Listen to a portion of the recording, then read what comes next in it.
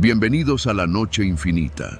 Antes de comenzar, cuéntanos en los comentarios desde dónde nos escuchas y qué temáticas te gustaría que exploremos en el futuro. Leemos cada mensaje con atención y siempre tomamos en cuenta sus sugerencias para los próximos relatos. Sin nada más que decir, comencemos. Me llamo Rodrigo Luján, tengo 34 años y hasta hace poco trabajaba como chofer particular de un empresario de esos que uno no sabe nunca a qué se dedica con exactitud. Se llamaba Claudio Barragán.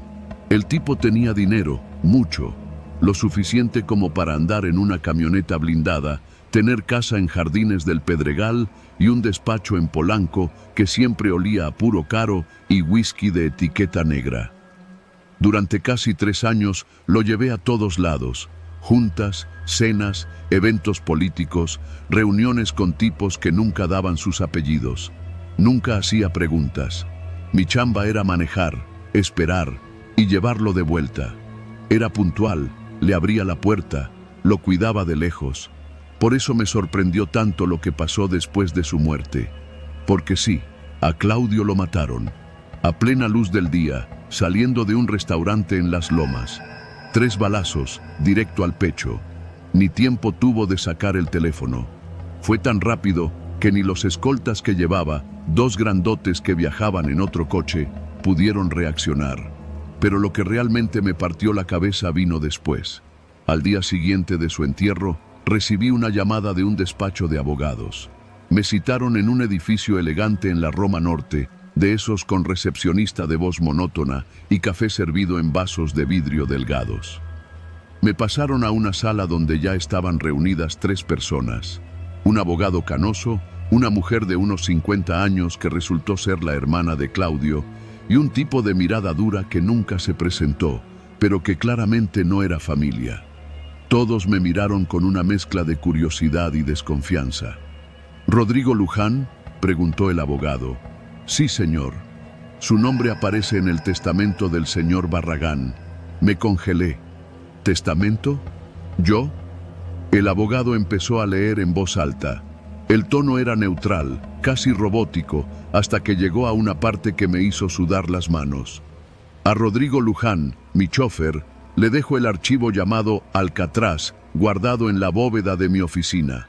Si algo me pasa, él sabrá por qué. Y que quede claro, él es responsable de todo. El silencio fue brutal. La hermana soltó un suspiro ahogado. El abogado bajó la mirada. Y yo no entendía nada.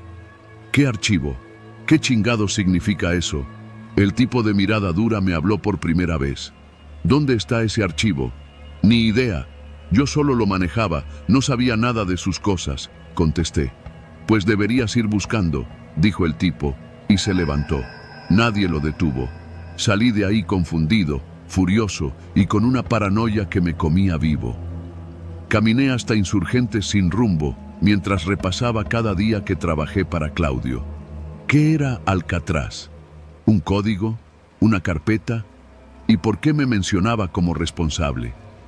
Esa noche no pude dormir.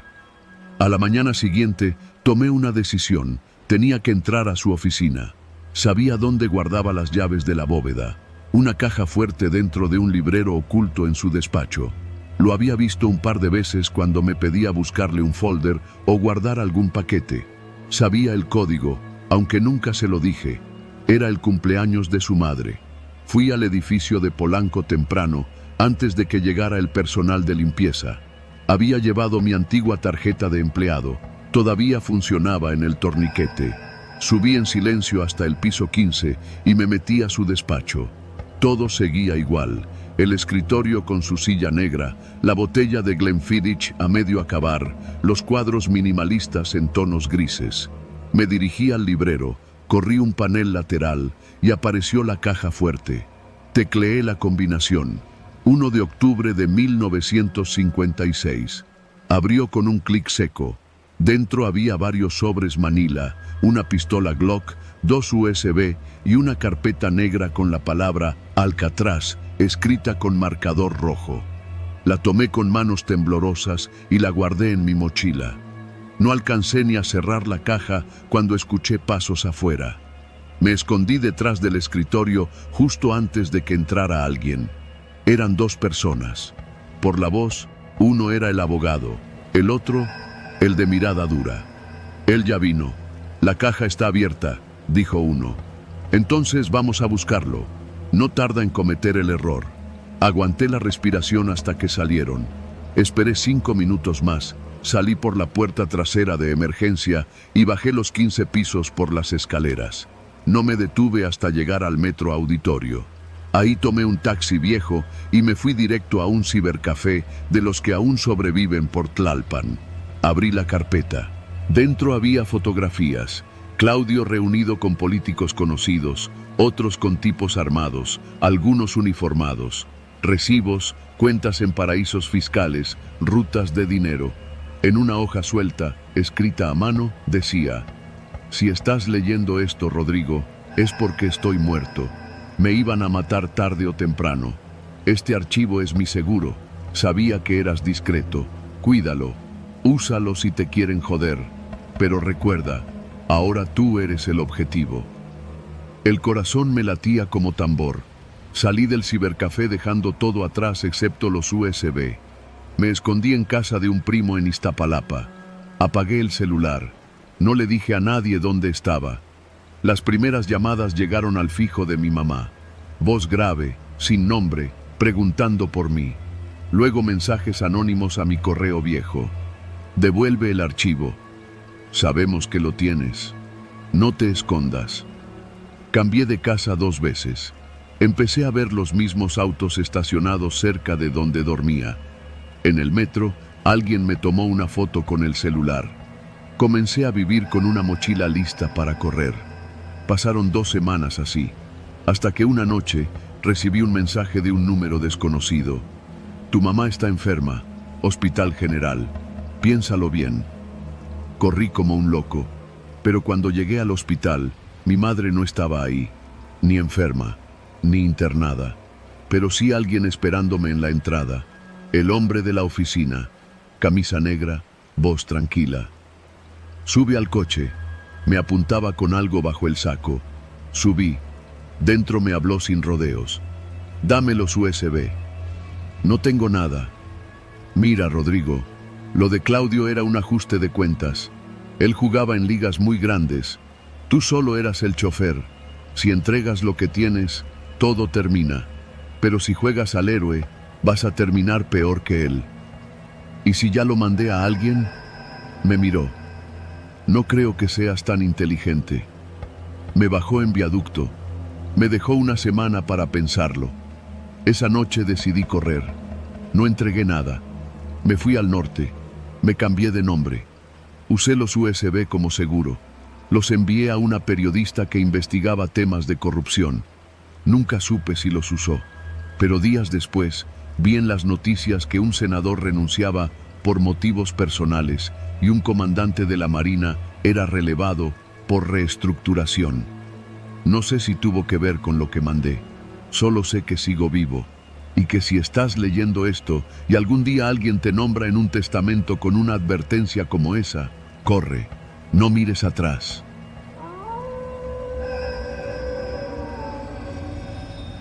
Me llamo Iván. Para los que me conocen en el gremio, soy el Niebla, y no porque me guste andar escondido, sino porque nunca dejo rastro. O al menos así era antes. Antes de que todo se fuera al carajo. No voy a romantizar nada. No soy un antihéroe ni quiero que me veas como un mártir. Fui sicario, sí, de los que ejecutan sin preguntar mucho. No me enorgullezco, pero tampoco me avergüenzo. Hay cosas que uno hace cuando la vida le pone una pistola en la nuca desde morro. Todo empezó en Culiacán, pero lo más cabrón pasó en Zacatecas. Me habían mandado a bajar a un cabrón en Fresnillo. No era cualquier objetivo. Era un exoperador del cártel del Golfo que se había pasado con unos dineros que no le pertenecían. A mí me contrató gente del cártel de Sinaloa. El trato era claro. Lo sacas de circulación y te mandas a la chingada sin hacer olas. La orden vino de un tal Gillo, un contacto que conocí por un primo. Nunca lo había visto en persona, pero su voz era de esas que no olvidas. Ronca, rasposa, como si hubiera fumado vidrio toda su vida. Era de los que no te piden favores, te dan instrucciones. Me mandaron a un hotel cerca del centro, uno de esos de fachada limpia pero con colchones manchados de historias. Ahí me dejaron el sobre con la foto, el nombre, la dirección del objetivo y un celular quemado. Tenía 48 horas. El primer error fue confiar. El segundo, no dudar cuando el plan parecía demasiado sencillo. Localicé al objetivo, seguí su rutina. Iba todos los días al mismo restaurante en la zona norte, cerca del Boulevard Jesús Varela Rico. Era un tipo predecible, perfecto para alguien como yo. Lo esperé 2 días. En la tercera noche, cuando salía del restaurante, le metí 2 tiros al pecho desde una moto en movimiento y desaparecí. Todo limpio, sin testigos, sin ruido. O eso pensé. Al día siguiente, el celular que me dejaron sonó. «Te la rifaste, Niebla. Ya estás fuera», dijo la voz de Gillo.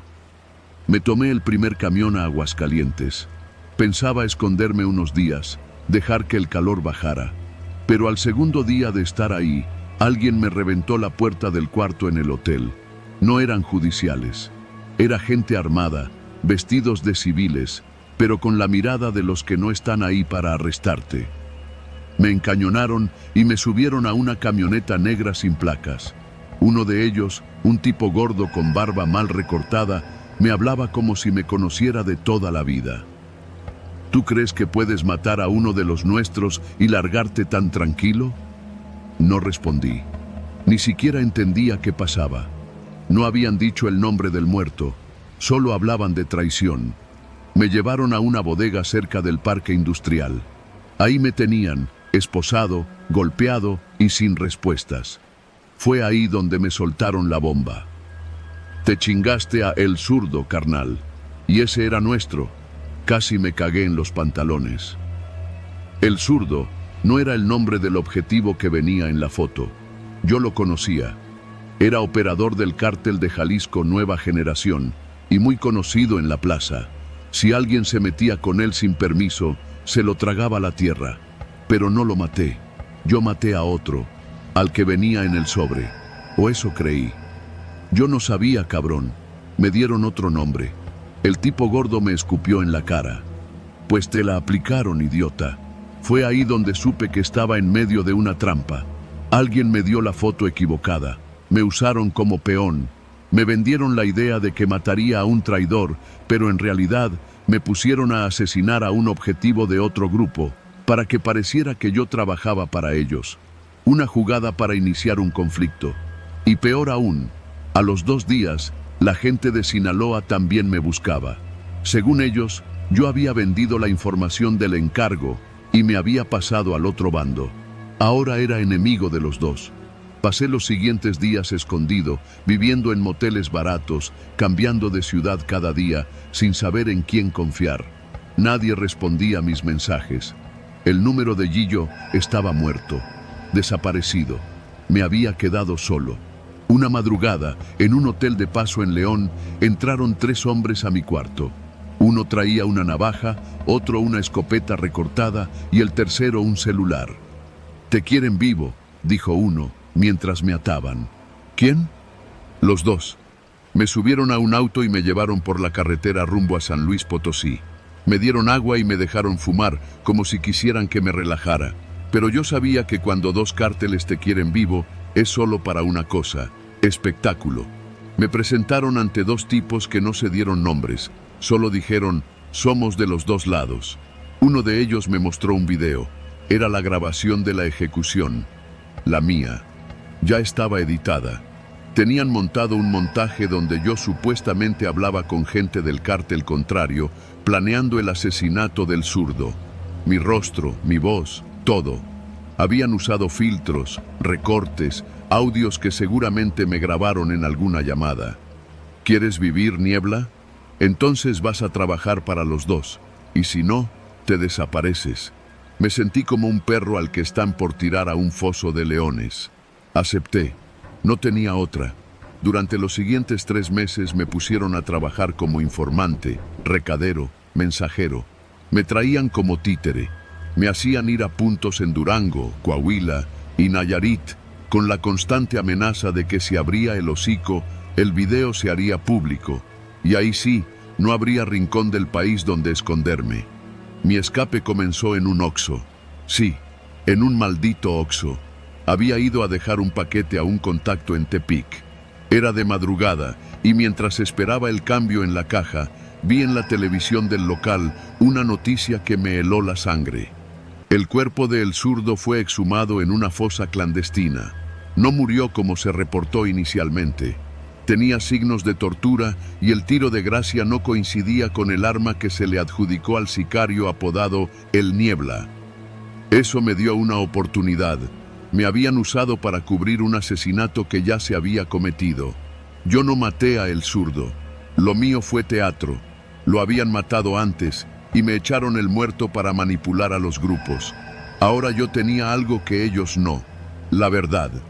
Pasé 2 semanas juntando pruebas, rastros de llamadas, registros de hoteles, copias de la foto original.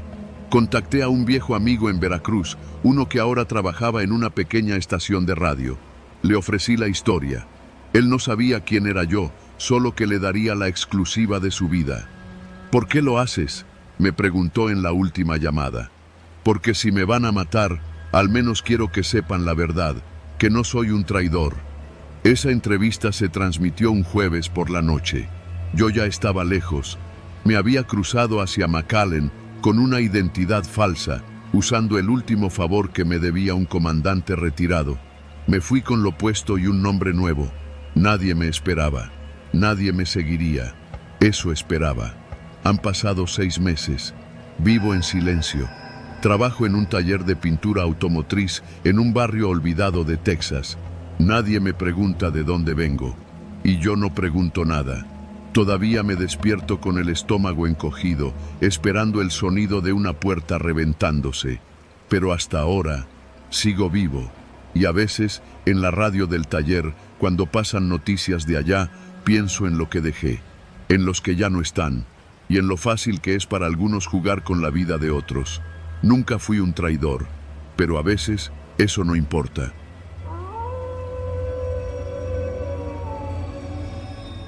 Trabajo desde hace unos 5 años como chofer particular y ayudante para un empresario que prefiere mantenerse en las sombras. No daré su nombre. Solo diré que se mueve en el norte del país y que su empresa, si se le puede llamar así, no aparece registrada en ningún SAT ni necesita publicidad. Me contrataron por recomendación y desde el principio supe que no debía hacer preguntas.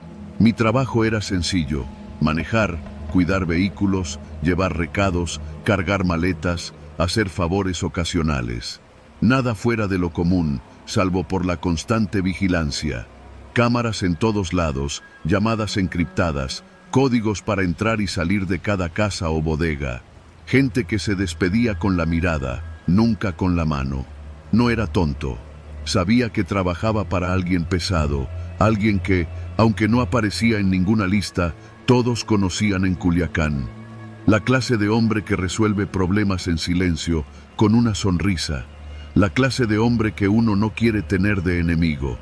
Lo que nunca esperé fue que el verdadero problema viniera desde dentro, desde su casa, su esposa. Se llama Alma. Tendría unos 35 cuando la conocí. Alta, delgada, con esa clase de belleza elegante y fría que parece sacada de una revista. Siempre olía a perfumes caros, caminaba descalza en la casa y hablaba con un tono bajo pero firme, como si cada palabra fuera medida al milímetro. Nunca le levantaba la voz a nadie. No necesitaba hacerlo. Todo el mundo le tenía miedo. La primera vez que me habló fue para pedirme que la llevara al centro. Su marido había salido a negociar a Sonora y no regresaría hasta el fin de semana. La llevé en una de las camionetas blindadas y durante el trayecto me preguntó si tenía esposa, hijos, si vivía solo, si ganaba bien. Respondí con cautela. Nunca supe si sus preguntas eran curiosidad o parte de una evaluación. Me miraba de reojo por el retrovisor. Cuando llegamos, me pidió que no la esperara, que la recogiera 2 horas después. Me pareció raro, pero obedecí. Desde entonces, las salidas se volvieron más frecuentes. Iba sola. Me daba instrucciones precisas y después desaparecía. Siempre regresaba con la misma calma, como si nada, hasta que un día no pidió salir. Me llamó a su recámara. Era media tarde. Hacía un calor infernal y los ventiladores no servían. Cuando entré, ella estaba recostada en un diván, con una bata de seda abierta hasta la mitad del muslo. Me pidió que cerrara la puerta y me acercara. ¿Estás cómodo aquí?, preguntó mientras bebía un vino rojo. Asentí, sin saber si debía hablar. ¿Te tratan bien? ¿Te dan lo que mereces? No supe qué responder. Me encogí de hombros. Me sudaban las manos. Ella se levantó, caminó hasta mí y me tomó de la barbilla. Me miró con una expresión que no supe leer. Luego, sin decir una sola palabra, me besó. No fue un beso torpe ni accidental. Fue uno de esos que cruzan la línea sin mirar atrás. Me quedé paralizado, pero no la detuve. No tuve el valor, y eso fue todo lo que necesitó. A partir de ese día, las cosas se salieron de control. No fue una vez, fueron muchas. En la casa, en hoteles, incluso en la propia camioneta. Siempre que el patrón estaba fuera. Siempre con esa frialdad calculada de quien sabe exactamente lo que está haciendo. Y yo me dejé llevar, hasta que me mostró el video.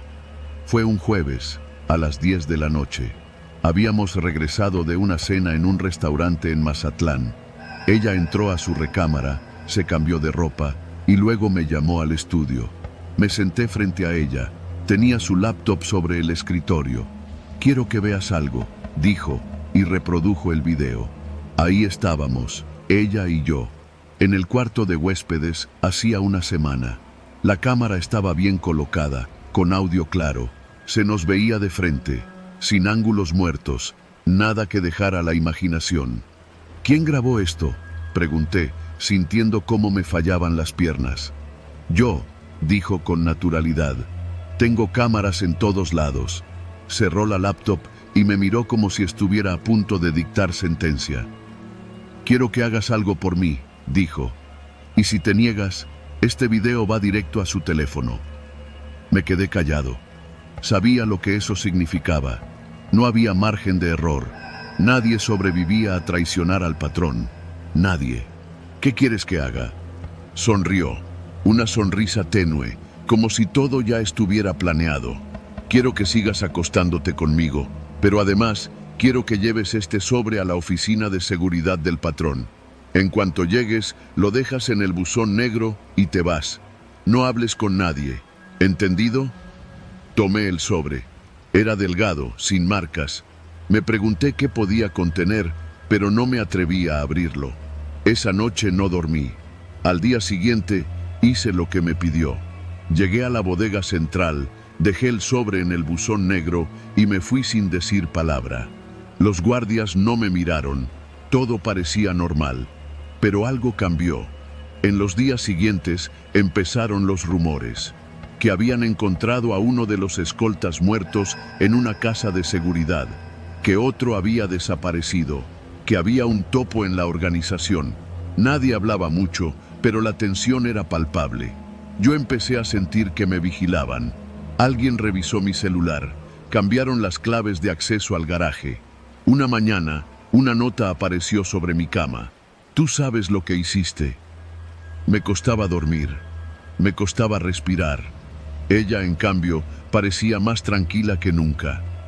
Un día, me llamó a su recámara y me dijo: «Ya no eres necesario». Creí que hablaba de nuestras citas clandestinas, pero luego agregó: «Él lo sabe, no por mí, pero lo sabe». Me congelé.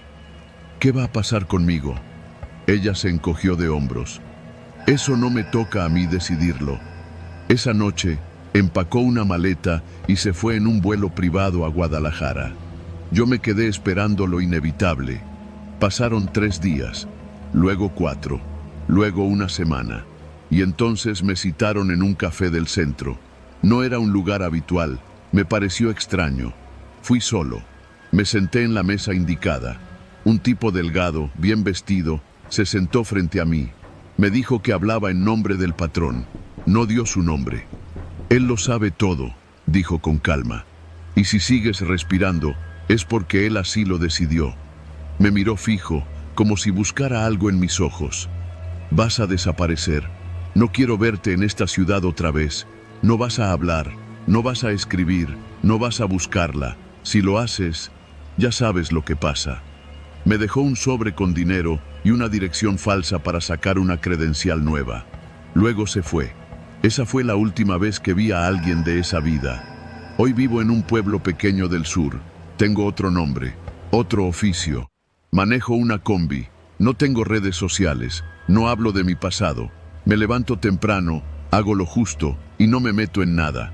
Pero todas las noches, antes de dormir, reviso que las puertas estén bien cerradas. Apago el teléfono y me repito una sola frase. Ella planeó todo desde el principio. Y aunque sigo vivo, sé que es solo porque alguien aún no decide apretar el gatillo.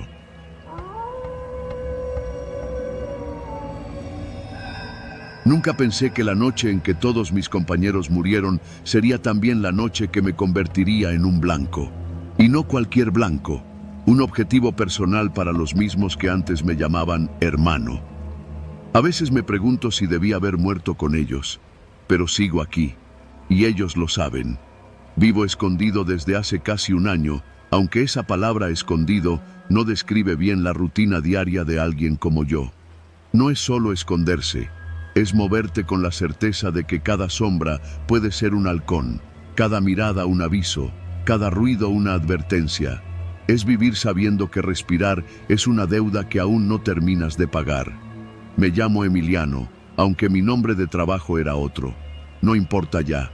Ese nombre quedó sepultado la noche de la masacre en la que fui el único que salió arrastrándose, cubierto de sangre y tierra, con una bala atravesándome el costado y otra rozando mi mandíbula. Esa noche, mientras mis compañeros caían entre gritos que todavía escucho cuando cierro los ojos, yo quedé tirado bajo un mezquite, medio inconsciente. Vi a través de las ramas cómo los hombres que llegaron, rivales, pero también había caras conocidas, remataban a cada uno, a todos, incluso al más joven, un chamaco que apenas estaba aprendiendo a disparar. A mí me dieron por muerto, pero sobreviví, y eso se convirtió en un problema, porque ahora soy el que quedó vivo, el único que puede hablar, el único testigo, el único cabo suelto, y justo por eso me quieren encontrar. No para rescatarme, no para apoyarme, sino para terminar lo que dejaron a medias. Los muertos no hablan, pero yo sí, y eso les molesta. Desde entonces vivo en un barrio desgastado de León, Guanajuato, en una casa rentada que parece a punto de caerse. No uso tarjetas, no tengo número de celular, solo un teléfono de esos viejitos que compré en un puesto del tianguis. Trabajo de noche descargando cajas en un pequeño almacén detrás de una farmacia que ya está más que quebrada. El dueño no pregunta, no habla y paga en efectivo. Es justo lo que necesito. Mis días transcurren como un ritual. Me despierto pasadas las 2 de la tarde, compro algo rápido en la miscelánea de la esquina, veo por la ventana durante varios minutos para asegurarme de que nadie me está vigilando y salgo cuando el sol ya va de bajada. Camino siempre por rutas distintas, sin levantar sospechas. He logrado mantenerme vivo gracias a esa rutina, hasta hace 2 semanas. La primera señal fue un mensaje que alguien dejó en mi puerta. Un papel simple, doblado en 3 partes. No tenía tinta, solo un número escrito con lápiz. 1. Nadie tocó, nadie habló, nadie corrió. Simplemente apareció pegado con cinta transparente. Lo tomé, lo rompí y lo tiré. La segunda señal fueron las motos. 2, para ser exacto. Las vi pasando por la calle de mi casa durante 3 noches seguidas a la misma hora. Motor apenas acelerado, luces bajas, cascos negros. Nunca se detuvieron, pero se movían lento, como si esperaran verme asomarme. No lo hice. La tercera señal, la más contundente, llegó una madrugada cuando salía del trabajo. Mis pasos resonaban solitarios en la calle húmeda por un chaparrón que había caído hacía unas horas. Ahí, en la esquina donde siempre tomaba mi ruta larga para evitar la avenida principal, alguien había pintado en la pared del taller mecánico una frase corta, hecha con prisa: El 1 sigue vivo. Y abajo, una inicial. LL. El único que podría escribir algo así era León Vargas, el hombre que ahora comandaba el grupo que me quiere muerto. Él estaba esa noche en la masacre. Yo lo vi a lo lejos entre las balas. Él me vio caer. Él pensó que me había ido al otro lado. Tal vez durante meses lo creyó, hasta que ya no. Cuando vi esa letra, supe que mi tiempo se estaba acortando. Pasaron los días y mi paranoia creció. Cada sombra parecía crecer más rápido que antes, cada ruido me hacía girar la cabeza, cada movimiento en la calle me exigía preparar los pies para correr. Pero el verdadero golpe llegó un miércoles por la noche, en la miscelánea donde siempre compraba pan y café en sobres. Entré como siempre, saludé al señor que atendía, tomé lo mío y al llegar a la caja, vi sobre el mostrador algo que no debería estar ahí. Una foto, mi foto. Una tomada durante mis primeros años en el otro negocio, cuando todavía pretendía que todo tenía algún sentido. Joven, pelo más largo, sonrisa forzada. Esa foto estaba allí junto a mi bolsita de pan con un número escrito a mano sobre la frente. 2. El señor de la tienda no dijo nada, solo desvió la mirada. ¿Quién dejó esto?, pregunté con voz seca. Él tragó saliva. Era un tipo... Llegó hace como una hora y dijo que te la diera. No me quiso decir nada más, mano. Lo dijo casi suplicando. Tomé la foto, la doblé, la guardé en el bolsillo trasero y salí sin mirar atrás. Sentí el sudor bajarme por la espalda a pesar del viento frío. El mensaje era claro. Sabían dónde vivía, dónde compraba, dónde trabajaba. Sabían mi rutina mejor que yo mismo. Y lo peor, esto era un conteo. 1, 2, faltaban 3, 4, 5, y luego vendrían por mí. A pesar del miedo, aún tenía un recurso escondido, una persona a la que no quería recurrir, pero que conocía este mundo mejor que yo, un excompañero, ex-sicario también, que había logrado retirarse y ahora trabajaba de chofer de tráiler. Lo conocíamos como el Flaco, aunque ironías de la vida, cada año estaba más ancho. Había ayudado a algunos a desaparecer sin dejar rastro. A otros no los había logrado salvar. Lo busqué un viernes, viajando en camiones distintos, cambiando rutas, entrando a locales para ver si alguien me seguía. Cuando finalmente llegué a la bodega donde él guardaba su tráiler, ya estaba cansado, mojado por la llovizna y con el número 3 repitiéndose en mi cabeza. El Flaco me vio desde lejos y abrió los ojos como si hubiera visto un fantasma. «Chingao, pensé que estabas muerto», me dijo mientras me dejaba pasar a su pequeño cuarto junto al taller. «Eso quisieron ellos», respondí, «pero aquí sigo». Le conté todo, los mensajes, las motos, la foto, el conteo, la letra L. El Flaco se frotó la barba y negó lentamente. «Si León te está buscando, ya te olió, y cuando ese cabrón te huele, no te suelta. Necesito desaparecer». «Eso ya no va a servirte», me dijo. «Te tienen ubicado. No quieren que huyas. Quieren encontrarte». Silencio. Una verdad incómoda creciendo en medio del cuarto. «Entonces, ¿qué hago?». El Flaco soltó una carcajada amarga. «Tú eras bueno para algo que no era precisamente huir. Pues hazlo de nuevo. Ellos piensan que eres el mismo perro asustado que sacaron de entre los cuerpos. Demuéstrales que no». «Eso es suicidio», le dije. «Y quedarte sin hacer nada también». Lo peor es que tenía razón.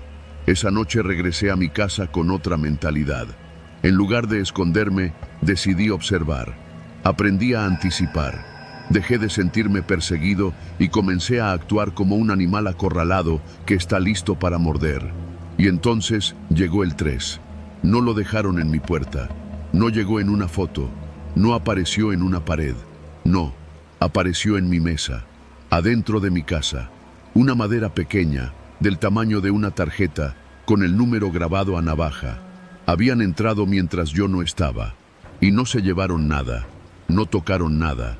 No movieron nada. Solo dejaron su mensaje. La cacería había comenzado de verdad. A veces la vida te obliga a medidas que preferirías no volver a tocar. Yo ya sabía que venían por mí. Lo único que no sabía era cuándo. Así que hice lo que sabía hacer, preparé el terreno. Al día siguiente desmonté parte del piso falso de mi closet, donde desde que llegué a aquella casa había escondido un arma corta. No era la mejor, no tenía tantas municiones, pero en las manos correctas es más que suficiente. Esa misma noche todo comenzó a moverse. Salí del trabajo y vi un coche estacionado a media cuadra, con las luces apagadas. Se veía un cigarro encendido del lado del copiloto. Caminé como si no lo hubiera notado. Dobló a la misma calle que yo. Reduje el paso. Ellos también. Entré por una zona de casas con bardas bajitas, donde no había cámaras, ni vecinos chismosos que salieran a hablar. Allí sería. Seguí caminando, escuchando el motor detrás de mí, lento, paciente, como depredador. Cuando estuve en la parte más oscura, me giré en seco y levanté la mano derecha. El coche frenó de golpe. Un hombre bajó, arma en mano. No me dio tiempo de ver su cara. Él apuntó primero, pero disparó tarde. Yo no fallé. Su cuerpo cayó contra la banqueta con un golpe seco que retumbó entre las casas dormidas. El segundo hombre bajó por la puerta del conductor, pero venía más nervioso. Entre la lluvia ligera y la adrenalina, se resbaló. Lo vi caer, y ahí cometió su último error: levantar su arma sin girar bien su cuerpo. Disparé una vez, luego otra. Silencio. Solo lluvia cayendo sobre la calle. Revisé sus bolsillos, y ahí estaba, una tarjeta con el número 4. Se la guardé a ellos. Yo me quedé con la que faltaba. Esa noche no regresé a casa. Me quedé en la bodega del flaco, que no preguntó nada cuando me vio llegar mojado, respirando rápido y con las manos temblando. Lo único que dijo fue: «Ya empezó, ¿verdad?». Asentí. «¿Qué sigue?». «Ir por él», dije sin pensar. «Si no voy yo, vendrá él. Y ya no pienso correr». Busqué a León durante 2 días completos, moviéndome como fantasma, preguntando en lugares discretos, siguiendo rumores que parecían humo, hasta que finalmente di con él. Estaba en una casa en las afueras, una donde antes nos reuníamos para planear trabajos. Ahora estaba llena de caras nuevas, tipos más jóvenes, más bravos, más torpes. Era de madrugada cuando me acerqué. No esperaba matarlos a todos, solo a él, porque él era la cabeza, la razón de todo este infierno. Me infiltré por la parte trasera, saltando una barda rota. Vi luces encendidas, voces, risas y el olor a cerveza en el aire. Uno de los jóvenes salió a fumar. Lo neutralicé rápido y silencioso. Entré a la casa. Lo encontré en la sala, con la televisión prendida, medio dormido y con la pistola en la pierna. Me acerqué sin hacer ruido. Cuando sintió mi presencia, ya era tarde. Abrió los ojos y su mano buscó el arma, pero yo ya estaba apuntándole. «Te creí muerto», dijo con una sonrisa tensa. «Lo sé, hubiera sido más cómodo para ti. Si me matas, vendrán por ti». «Ya vienen por mí», le dije, «y hoy se acaba». No respondió, solo apretó los dientes y estiró el cuello. Disparé una sola vez, y el número 5 dejó de existir. Sé que no desaparecen los problemas solo porque matas a quien los inició. Pero ese grupo ya no tiene cabeza, y próximamente tampoco tendrá brazos.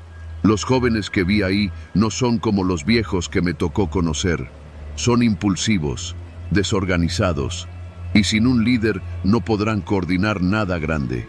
Sé moverme mejor que ellos, sé esconderme mejor que ellos, y sé sobrevivir mejor que ellos.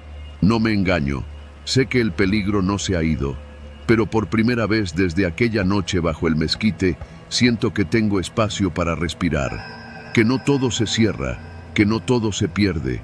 Sigo vivo, y esta vez no es por accidente, porque aprendí que cuando eres el que quedó vivo, no esperas a que los demás decidan tu final. Lo escribes tú mismo, con tus manos, con tu historia, con tus cicatrices, y yo todavía no termino la mía.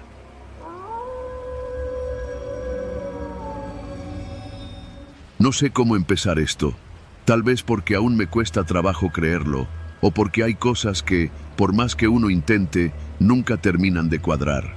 Lo que sí sé es que desperté esa mañana con la ropa completamente ensangrentada, el celular apagado y la cabeza dándome vueltas como si me hubiera bajado de un juego mecánico a toda velocidad. Estaba tirado en el asiento trasero de mi propio coche, estacionado sobre una calle solitaria en el centro de Monterrey, cerca del barrio antiguo, justo detrás de una taquería cerrada. La sangre no era mía. Lo supe en cuanto vi que no tenía heridas visibles, pero mis pantalones estaban rígidos, la camiseta pegada al cuerpo y los zapatos. Los zapatos chorreaban como si hubiera pisado un charco recién formado, pero no llovía desde hacía días. Me incorporé como pude, con la boca seca y un sabor metálico que no era solo del miedo. En el retrovisor, mi cara parecía de otro, pálida, con los ojos inyectados y una mancha roja en la mejilla que no era sangre mía. En el tablero del coche, un celular que no era el mío estaba apagado. El mío, completamente descargado, estaba en la guantera. Encendí el auto y sentí cómo el corazón me retumbaba en el pecho. No sabía si ir directo a la policía, al hospital o a mi casa. Pero no me moví. No podía hacerlo. Era como si algo me amarrara al volante. Tuve que esperar casi una hora hasta sentir que podía manejar sin estrellarme. La noche anterior, no tengo memoria de lo que pasó exactamente. Recuerdo hasta cierto punto, eran cerca de las 9 de la noche, y yo salía del gimnasio. Trabajo como instructor personal en un centro deportivo en San Pedro. Una clienta me había pedido una sesión fuera del horario habitual, así que terminé más tarde de lo normal. Tomé mi coche, pasé a una tienda de conveniencia sobre Vasconcelos, compré una botella de agua y unos cacahuates, y de ahí, blanco total, como si alguien hubiera borrado el resto de la cinta. Cuando llegué a mi departamento en la colonia Obispado, me quité la ropa en la regadera, la metí en una bolsa y la guardé bajo el lavabo. No sabía qué hacer.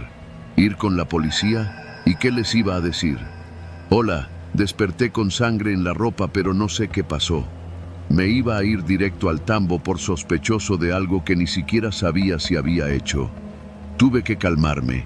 Pensé en limpiar el coche, borrar cualquier evidencia, dormir unas horas y luego pensar mejor.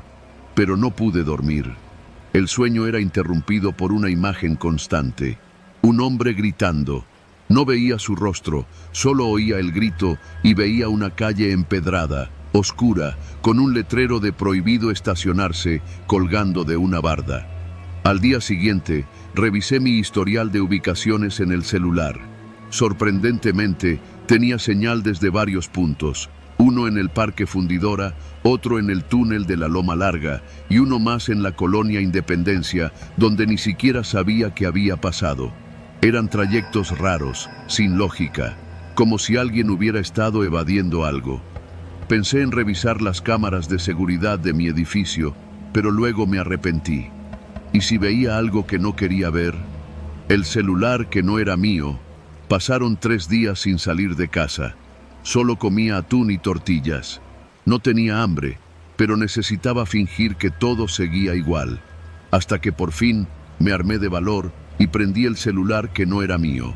Estaba bloqueado, pero al conectarlo no pedía código. Una sola app estaba abierta, WhatsApp. Solo había un chat activo, sin nombre, sin foto. El mensaje más reciente decía, listo. No preguntó nada, fue rápido. Sentí cómo me hormigueaban los dedos. Más abajo había mensajes anteriores, frases cortas, precisas. Lo ves en la esquina de Madero y Diego de Montemayor. Somete, no preguntes. No lo golpees más de lo necesario, evita la cara. No dispares, usa el cable, ya sabes cuál. Me levanté del sillón, mareado. ¿Qué carajo significaba eso? ¿Era yo el que había escrito esos mensajes? ¿Había hecho algo? Revisé la galería del celular. Solo encontré un video. Dudé en abrirlo. Le di play. Era de noche. Se veía una calle solitaria, empedrada, justo como la de mis pesadillas. Una persona de espaldas caminaba hacia un poste. En la esquina, otro hombre esperaba, con gorra y sudadera. No se veía mi rostro, pero ese cuerpo, esa postura, era yo. Y luego, como un latigazo, todo regresó a mi mente. El encargo. Una semana antes, un conocido del gimnasio, uno de esos que siempre llegaba en camionetas blindadas, lleno de cadenas de oro, me había ofrecido un trabajito sencillo, según él. Me dijo que era un cobro, nada más, que solo tenía que intimidar a un tipo que no pagaba sus deudas. Nada grave, cero violencia. Me ofreció tanto dinero que por un momento creí que era una broma, pero no lo era. Al principio lo rechacé. No era idiota, pero luego pensé en mis deudas, en el aviso de desalojo del departamento, en mi madre enferma. Acepté. Me entrenaron por 2 días. Me dieron instrucciones claras, qué hacer, qué decir, cómo actuar. Iba a recoger a un tipo, meterlo al coche, llevarlo a un almacén en la carretera a Laredo. Solo eso. Iban a hablar con él. No lo vas a tocar, me dijeron. Mentira. La noche que lo recogí, el tipo se resistió, forcejeó, me mordió la mano. Y no sé cómo, ni cuándo, pero terminé estrangulándolo con un cable. Justo como en el mensaje. No lo maté, estoy seguro, pero lo dejé inconsciente, sangrando, con el labio reventado. Lo dejé en el almacén, como me habían dicho. Me dieron una bolsa con billetes enrollados y me dijeron que me fuera, que si preguntaba algo más, no me volvía a levantar. ¿Quién era? No supe su nombre. No me dijeron quién era ni qué debía. Pero días después, vi una noticia en Facebook. Desaparece periodista independiente en Monterrey. Última vez visto en el centro, cerca del barrio antiguo. Era él, el tipo que recogí, el de la esquina, el que sangró en mi ropa. No supe si lo mataron, no supe si lo soltaron. Lo único que sé es que ya no puedo dormir, que cada noche, antes de cerrar los ojos, veo su rostro en el retrovisor, como si aún estuviera detrás de mí. Y lo peor, a veces siento que merezco que regrese, a cobrar su parte.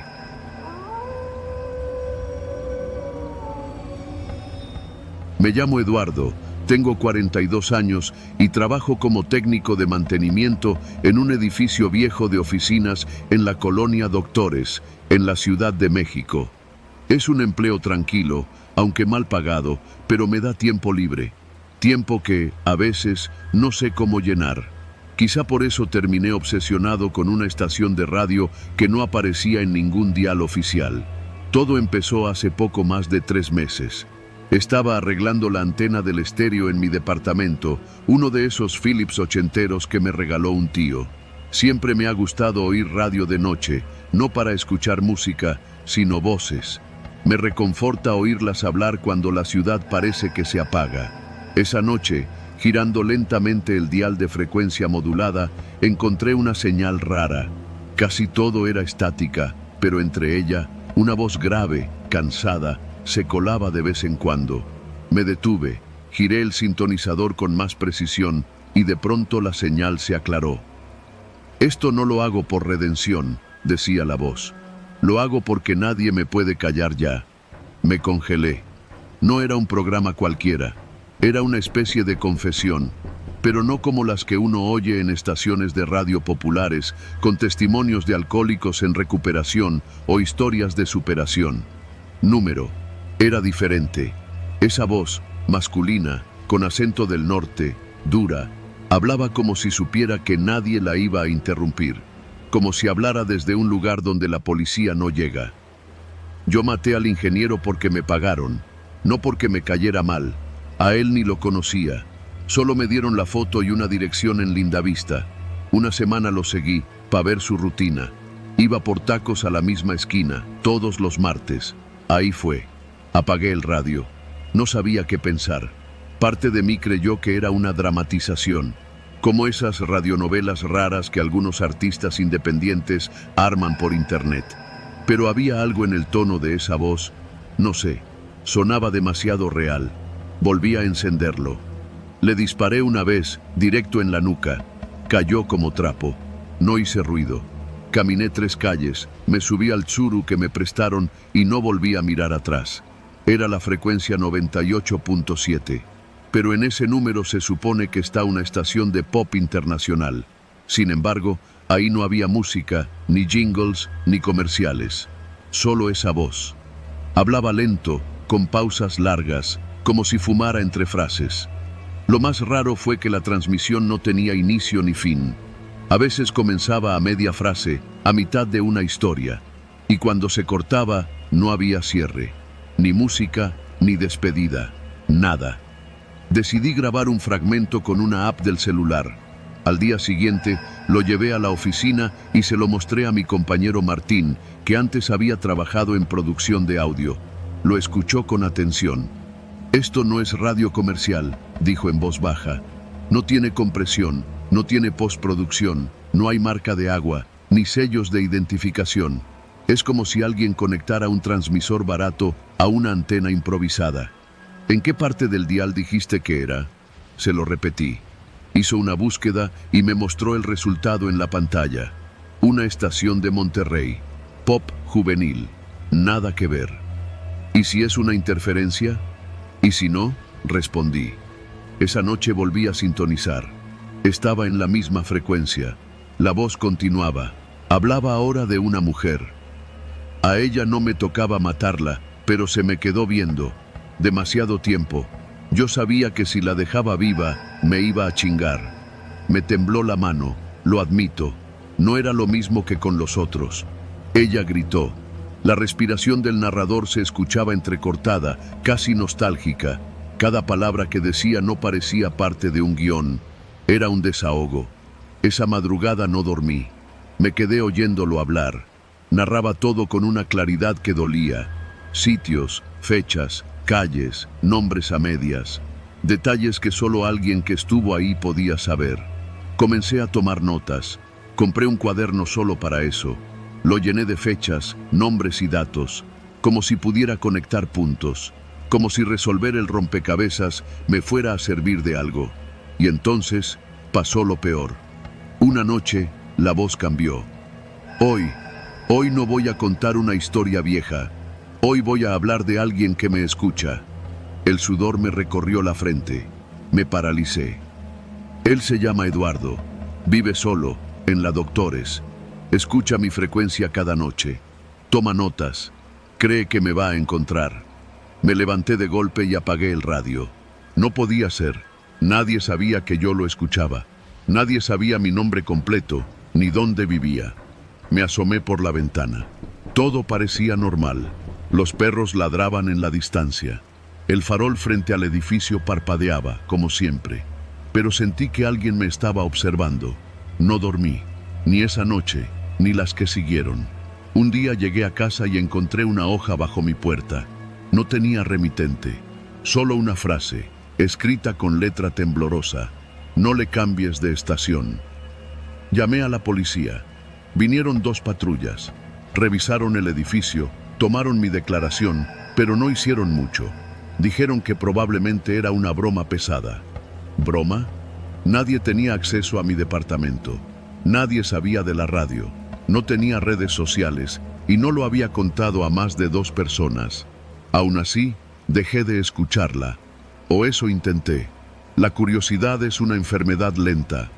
2 semanas después, volví a encenderla. No había voz, solo estática. Cambié de emisora. Nada, solo silencio. Pensé que se había acabado. Hasta que, una mañana, al abrir la puerta de mi casa, encontré una USB en el tapete. Sin mensaje, solo el dispositivo. No sé por qué lo hice, pero lo conecté. Contenía una sola carpeta. Audio. Dentro, un solo archivo. Confesión final. Reproducirlo fue como abrir una tumba con las manos. Eduardo, si estás oyendo esto, es porque ya sabías que iba a pasar. Te advertí que no cambiaras de estación, pero lo hiciste. Ahora sabes cómo me sentí cuando tuve que callar. Pero tú no vas a callar. Vas a hablar. Vas a contar mi historia. Vas a compartirla. Porque si no lo haces, voy a regresar. Desde ese día, la voz no ha vuelto a sonar en ninguna frecuencia. Pero yo sé que no se ha ido. Yo la llevo todos los días conmigo.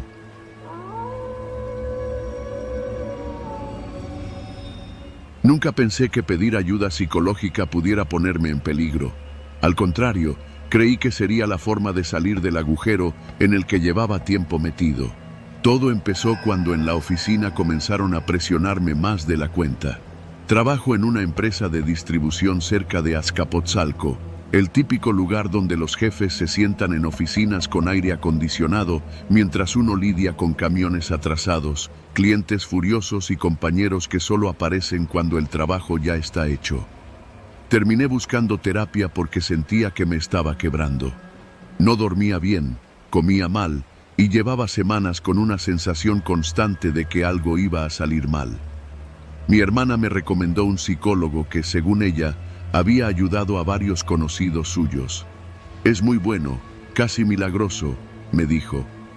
El consultorio estaba en una casa antigua de la calle Séptima, una privada pequeña que conectaba con una avenida principal, pero que curiosamente se sentía aislada del ruido de la ciudad.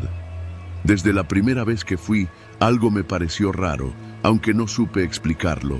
Era una casa grande, de paredes color crema, con un portón de metal negro y ventanas protegidas por rejas gruesas. El psicólogo se llamaba Brunel, un hombre de cabello canoso, barba recortada y una mirada tan fija que te hacía sentir desnudo, como si pudiera ver absolutamente todo de ti sin que dijeras palabra. Su consultorio era una habitación amplia, con estantes llenos de libros que parecían nuevos y un ventanal muy alto que daba a un patio interior. Mejor dicho, un ventanal enorme al que nunca le vi las cortinas abiertas, como si el exterior quedara prohibido. Desde la primera sesión se mostró muy atento. No tardó en identificar mis problemas: estrés laboral, ansiedad anticipatoria, baja autoestima laboral. Hablaba con una seguridad tal que me hacía sentir en manos de un experto. Me gustaba su voz. Era calmada, profunda, de esas que parecen meter orden en el caos que uno trae por dentro. Pasaron varias semanas antes de que todo empezara a cambiar. Las primeras señales fueron pequeñas, comentarios sutiles sobre mis jefes. Yo le hablaba de los atrasos, de cómo me levantaban la voz sin razón, de la injusticia de cargar con errores ajenos. Él solo asentía, mirándome con una mezcla de comprensión y algo más, algo que en ese momento no quise reconocer. Ellos no valoran lo que haces, me decía. Están acostumbrados a explotar a gente como tú. No es justo.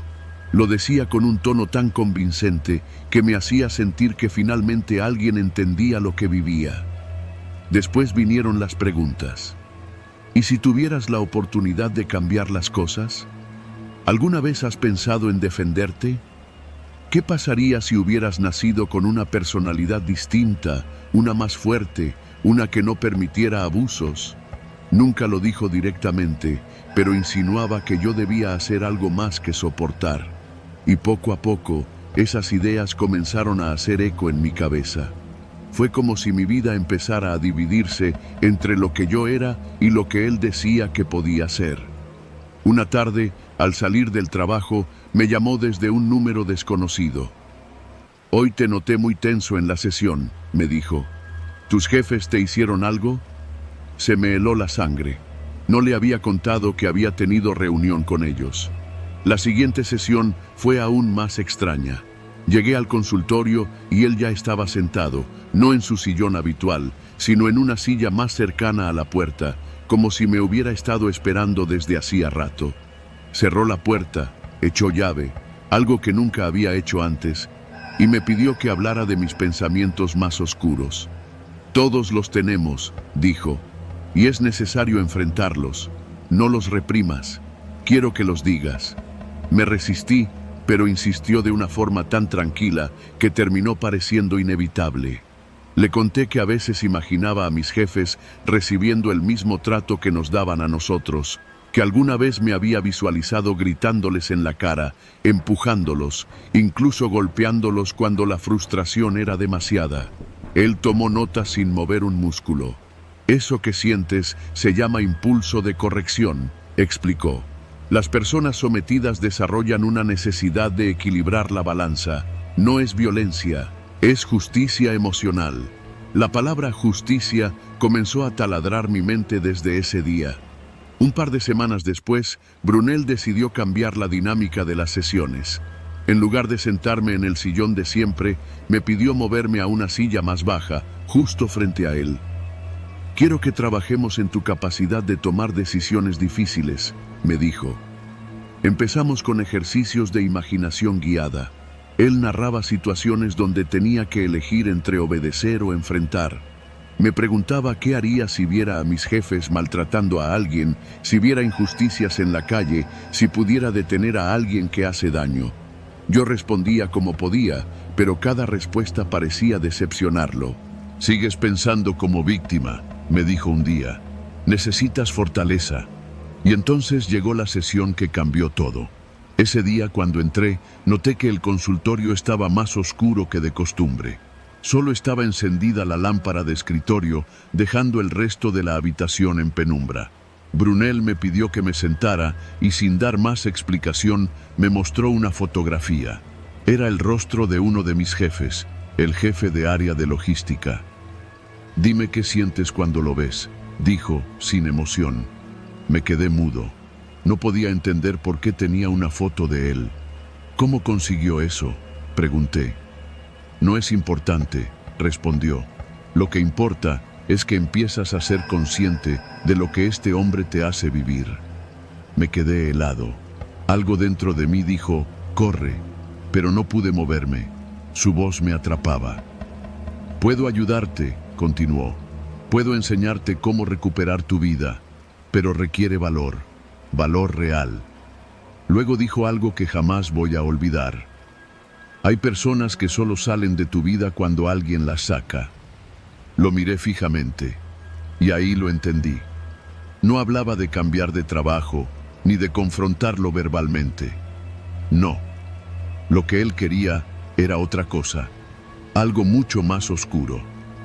Intenté levantarme, pero él se acercó y me puso una mano en el hombro. No fue violento, pero la forma en que lo hizo, tan calculada, tan segura, me hizo sentir atrapado.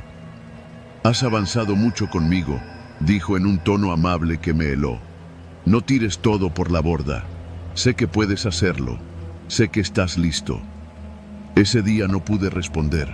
Solo me fui, casi sin despedirme. Sentía la cabeza vacía y llena al mismo tiempo. Mis manos sudaban mientras caminaba por la calle Séptima y por primera vez en meses pensé que tal vez debía dejar la terapia. Pero no fue tan sencillo. Esa misma noche recibí un mensaje suyo.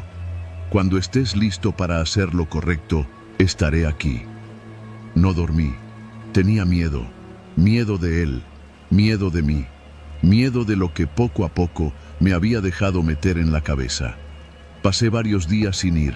Le puse pretextos: trabajo, enfermedad, viajes. Él solo respondía con frases cortas, pero inquietantes. El proceso no puede detenerse. La transformación duele. No te alejes ahora. El colmo fue cuando, una tarde, al salir de mi trabajo, lo vi parado frente a la esquina, recargado en su auto gris. Me saludó con la mano, como si fuéramos viejos amigos. «Te veo desgastado», me dijo. «No estás durmiendo. Necesitas tu sesión». Sentí un vacío en el estómago. «No quiero continuar», me atreví a decir. Él sonrió. «Eso dicen todos justo antes del cambio». Me dio un papel doblado y se fue. Cuando lo abrí, casi vomito. Era otra foto, otra de mis jefas. No volví a trabajar al día siguiente. Me encerré en mi departamento. No abría la puerta ni contestaba llamadas. Cada ruido del pasillo me hacía pensar que Brunel estaba ahí afuera, esperando. El miedo me tenía paralizado, pero también algo dentro de mí comenzó a despertarse. Una especie de furia hacia él. No sabía cómo había conseguido esas fotos, no sabía qué planeaba, pero entendí que si no hacía algo, iba a terminar hundido en algo que no era yo. Mi hermana fue quien me obligó a actuar. Llegó una noche sin avisar, preocupada porque no respondía desde hacía días. Cuando vio mi estado, me preguntó qué me estaba pasando. Se lo conté todo. Ella, con una calma que yo no tenía, dijo: «Vamos a denunciarlo, ahora mismo». Fuimos juntos a la fiscalía. Expliqué cada detalle cada palabra, cada insinuación. Mostré las fotos, los mensajes, las notas. Al principio pensé que se iban a reír de mí, pero no fue así. Uno de los agentes dijo que habían recibido otras quejas de un psicólogo en esa zona, que había un patrón extraño en varios casos. Esa misma noche levantaron un reporte oficial. Me pidieron no responderle, no acercarme, no darle ningún indicio de nada. Pasaron varios días en silencio. Y entonces, un lunes por la mañana, me llamó la policía. Señor, necesitamos que venga a identificar un objeto.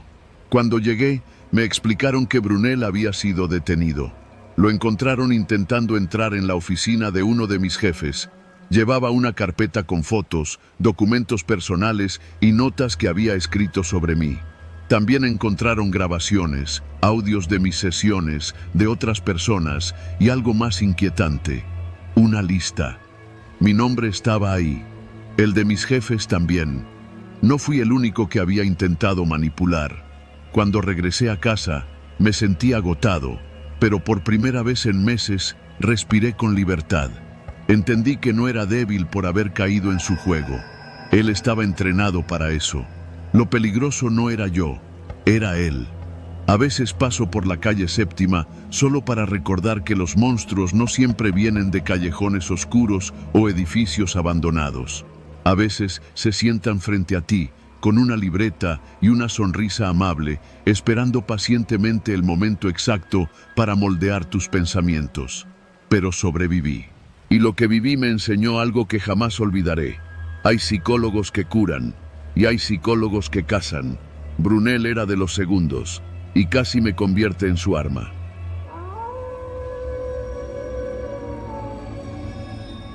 Nunca pensé que algo que hice cuando era apenas un chamaco me alcanzaría tantos años después, menos aún que regresaría convertido en algo que yo nunca habría imaginado. Pero ahí estaba, esa noche en Ecatepec, enfrentando el pasado que juré que ya había enterrado.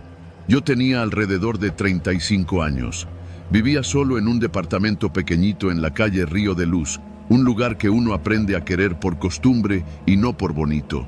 Trabajaba como taxista de aplicación desde hacía ya varios años, turnos largos, rutas pesadas, clientes borrachos, clientes callados, clientes de todo tipo. Mi vida era simple: manejar, dormir, comer lo que se pudiera y mandar algo de dinero a mi mamá en Hidalgo. Nada fuera de lo común.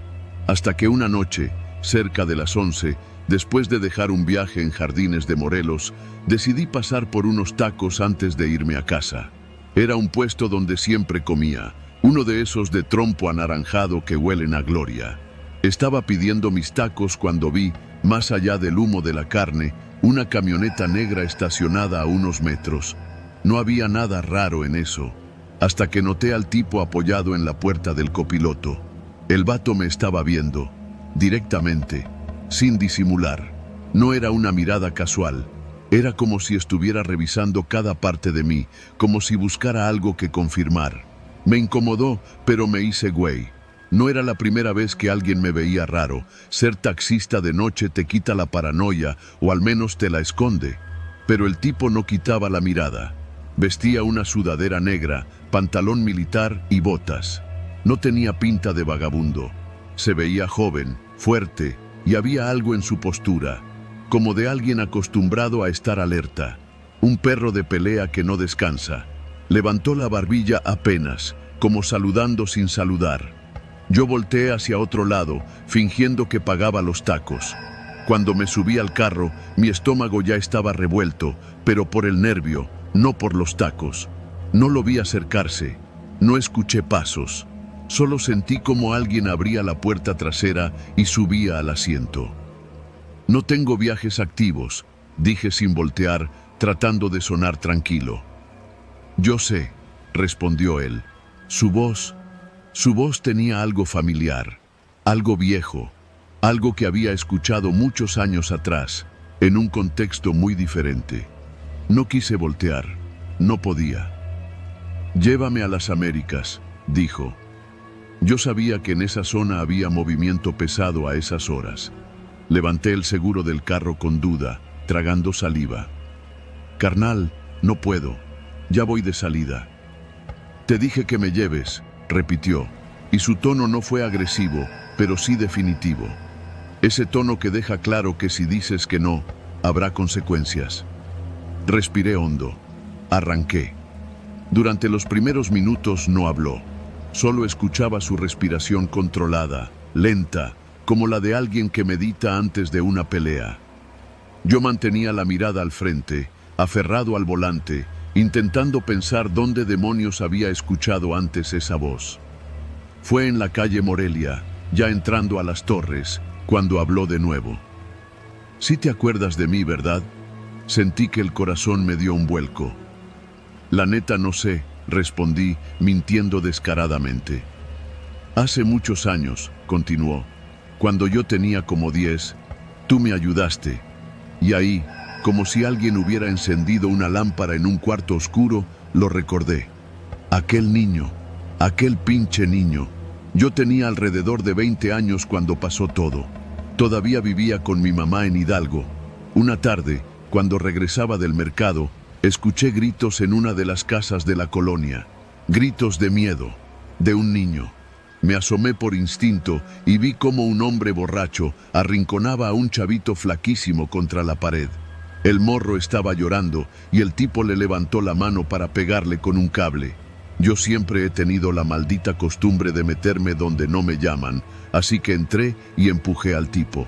No fue una pelea heroica, fue torpe, rápida. El borracho cayó de nalgas y yo salí corriendo con el niño de la mano. Lo escondí en nuestra casa. Mi mamá llamó a una tía del chamaco y al día siguiente se lo llevaron. El niño me abrazó antes de irse. Me dio las gracias, entre mocos y lágrimas, y me dijo: «Cuando esté grande, te voy a ayudar yo a ti». Yo solo le revolví el cabello y le dije que no dijera tonterías. Pero ahora estaba en mi carro, y no era un niño, era un sicario. Y la forma en que me lo dijo esa noche, en voz baja, sin emoción, me dejó claro que no era un agradecimiento normal. Era como si hubiera venido a saldar una deuda que él mismo había convertido en algo retorcido. «¿Cómo te llamabas?», pregunté, aunque ya sabía.